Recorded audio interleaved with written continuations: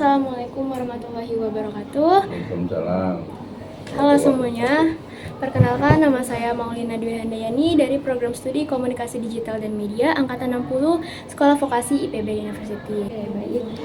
Di pagi hari ini saya sudah bersama dengan Bapak Bambang selaku dosen Fakultas Perikanan dan Ilmu Kelautan IPB University.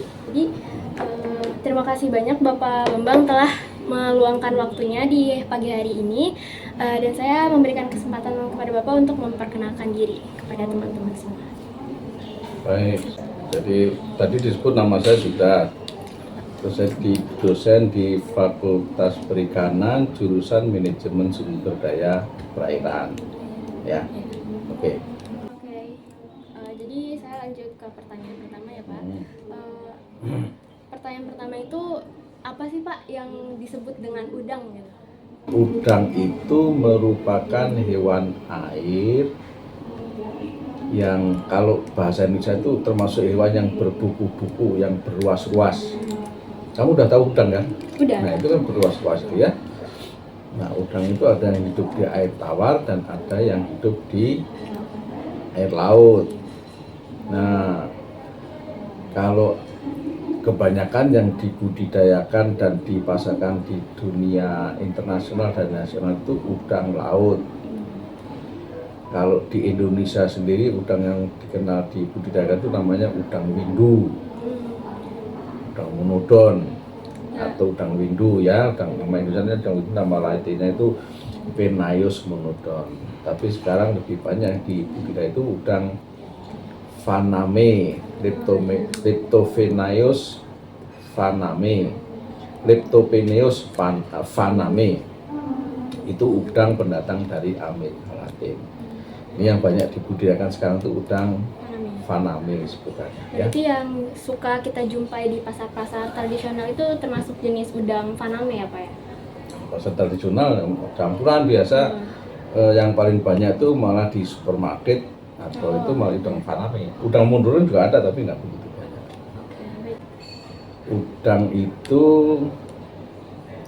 punya mata, punya sungut, punya kaki jalan, punya kaki renang, dan punya ekor.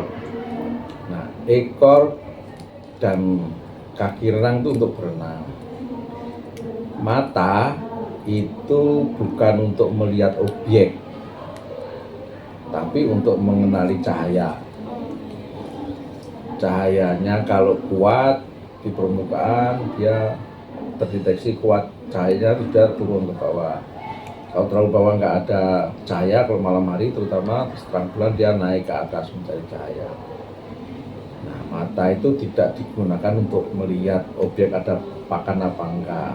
Nah, sungut itu digunakan terutama untuk mendeteksi pakan. Jadi mencari pakan dan objek yang bisa dimakan itu dengan sungut. Dengan sungut namanya ada pendeteksi kimiawis atau chemoreseptor namanya ya. Pendeteksi kimiawis. Jadi secara kimiawis mendeteksinya bukan karena cahaya dan bukan karena penciuman, tapi karena chemoreseptornya itu mendeteksi ada rangsangan pakan dan atau ada bahaya dari predator yang lain, dia kabur ya. Itu fungsi sungut. Kenapa sungut yang ditanyain orang lain? Saya juga mau nanyain karakteristik udang yang lain yang apa ya menjadi ciri khas udang tersendiri dan keunikan udang tersendiri itu apa sih Pak? Uniknya itu mata ada tapi bukan untuk mendeteksi, bukan untuk melihat benda, tapi untuk melihat cahaya. Untuk cari makan pakai sungut. Nah, untuk berenang ada kaki renangnya dan ekornya itu untuk menghalau atau belok kiri, belok kanan. Nah, kenapa udang itu berruas-ruas gitu ya Pak? Ya itu memang dari sononya termasuk untuk mengklasifikasi binatang itu termasuk insekta, itu masuk golongannya.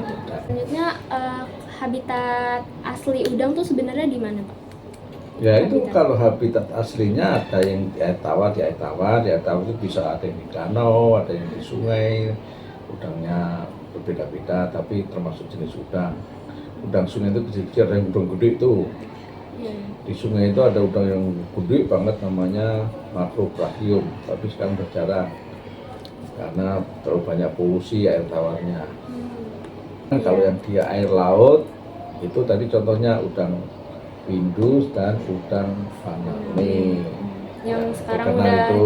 banyak dibudidayakan ya Pak yang Faname. benar juga. Udang yang lain ada juga sih, udang jerbung, rebon, tahu kan rebon? Yang buat biasa itu Ebi. ya ebi ya, Nah, nggak tahu. Yang kecil-kecil. Ya. Kalau udang jerbung itu yang Udang gede ya Pak, yang ukurannya besar. Kadang-kadang udang monodon, udang itu juga disebut, ada yang menyebut juga udang jerbung. Ada udang putih juga namanya nama latennya tuh Peneus merguensis. Kalau udang putih dengan udang faname itu berbeda ya Pak? Kalau udang putih ya Indonesia beda dengan faname. Warnanya putih pucat gitu, tidak hitam. Kalau faname ya Ada hitam. sama, itu hitam tapi agak hitam dikit kalau faname. Iya. Nah, terus kalau misalkan pakan udang tersendiri itu apa sih Pak untuk makannya? Pakan itu macam-macam. Seperti kalau manusia kan bayi pakannya Yang sereal, lembut-lembut, iya. telur. Terus kalau gede sedikit bisa nasi tapi nggak bisa cabai. Oh, iya. Gede sedikit bisa makan karedok gitu Iya. kan. Terus bisa makan simpang goreng terus. Kalau udang, kalau waktu dia lepas telur, telurnya kecil. Itu kalau netes itu makannya masih bersama dengan makannya dimakan tuh kuning telur yang nempel di tubuhnya. Kalau lihat larva itu ya, lihat larva nanti kan di bawahnya ada bulatan itu ya. Itu kuning telur dari induknya yang dibawa oleh anaknya itu supaya awalnya tuh dia nggak stres, nggak shock di lingkungan perairan luar, nggak tahu cara cari makannya dan alat organ-organ tubuhnya belum sempurna, dibekali dulu sama induknya. Jadi dia makan kuning telur induk. Induknya diserap dulu sambil organ-organ tubuh kayak usus, insang, terus kaki-kakinya, matanya tumbuh sempurna semua. Baru pas kuning telurnya habis itu sudah sempurna. Nah, udang itu netesnya di laut bebas sana. Telurnya ngapung-ngapung kan. Kalau telur yang ngapung ke bawah angin pasif itu arus, itu namanya bersifat planktonis. Yang ngambang-ngambang gitu arus tuh dia nggak bisa bergerak sendiri, nggak mampu melawan arus untuk bawa angin. Sambil dia berkembang organ tubuhnya, namanya istilahnya organogenesis namanya ya.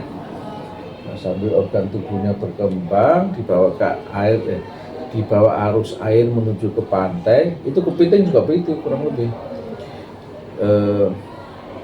Dibawa ke pantai sampai pantai ketemu hutan mangrove tuh. Tahu hutan mangrove di pinggir pantai itu namanya hutan mangrove. Nah, di situ banyak pakan alami.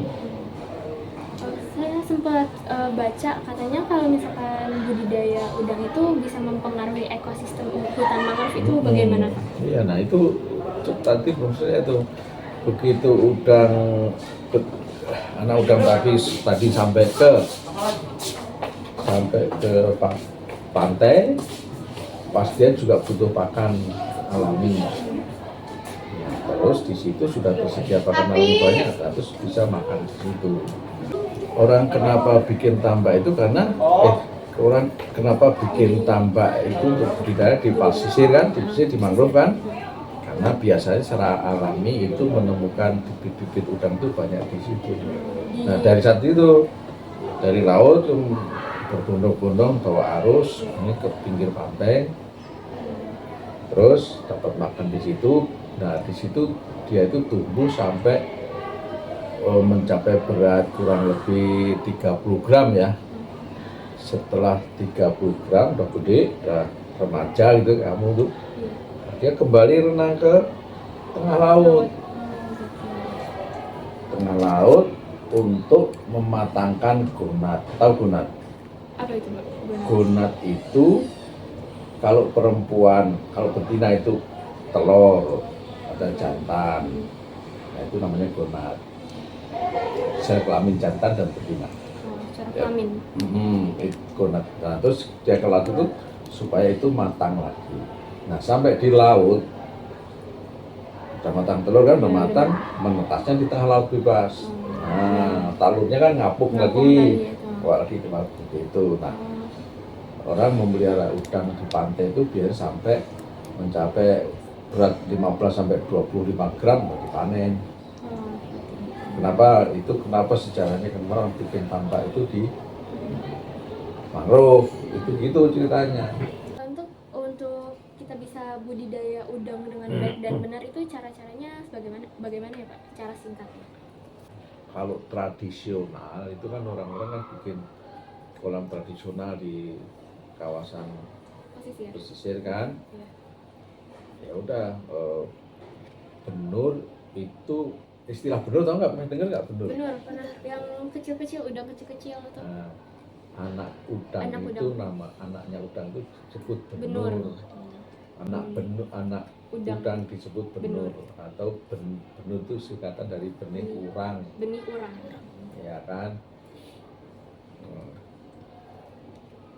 Benur itu sudah bisa diproduksi di Indonesia, banyak tuh namanya pantai benur atau pantai pembibitan namanya hatchery. Jadi banyak hatchery itu memproduksi anak-anak udang kecil-kecil banyak itu. Nah, biasanya umur 8 sampai 12 hari itu udah bisa dibawa diangkut ke tambak. Nah, itu baru dipelihara. Baru dibudidayakan. Baru budidaya. Nah, budidaya itu macam-macam, bisa mulai tradisional plus tingkatannya ya. Oh ya, tingkatannya. Tradisional plus, semi intensif, intensif, dan super intensif. Kalau super intensif itu memanfaatkan teknologi yang berkembang saat ini. Ya, super intensif itu menggunakan kincir, menggunakan blower, menggunakan tempat tebaran tinggi kan. Kalau tradisional itu biasanya ditebarnya 1 meter persegi itu antara 1 sampai 5 ekor saja tradisional. Kalau tradisional plus itu bisa 5 sampai 10 ekor.